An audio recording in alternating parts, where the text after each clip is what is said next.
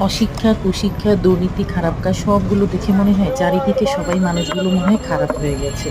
কিন্তু আমি আমার দায়িত্ব থেকেই বলছি, আসলে এখনো ভালো মানুষের সংখ্যা আছে এবং পৃথিবীতে এখনো ভালো মানুষের সংখ্যা অনেক বেশি।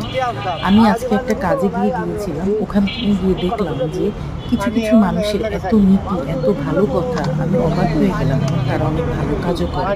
কিন্তু খারাপ কাজের এত বেশি প্রভাব এবং এত বেশি দাপট এই কারণে খারাপ কাজগুলো খুব বেশি প্রকাশ পায়। আর ভালো কাজগুলো নীরবে নিঃশব্দে হয়তো সেই ভালো মানুষগুলোর আত্মপ্রকাশও কম থাকে। এজন্য আমরা সবসময় মনে করি যে এখানে পৃথিবীতে এখন মনে হয় ভালো মানুষই নেই। আপনি তাকিয়ে দেখুন একটা মানুষ মারা যাওয়ার পরে যে মানুষটা ভালো থাকে তার সুনাম মরে যাওয়ার পরে চারিদিকে ছড়িয়ে পড়ে। কিন্তু খারাপ মানুষটা যখন বেঁচে থাকে তখন তার প্রভাবটা থাকে অনেক ব্যাপক।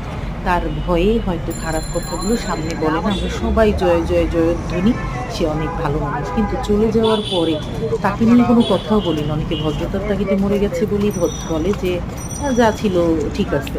কিন্তু আসল মানুষের রূপ মরে যাওয়ার পরই প্রকাশ পায়।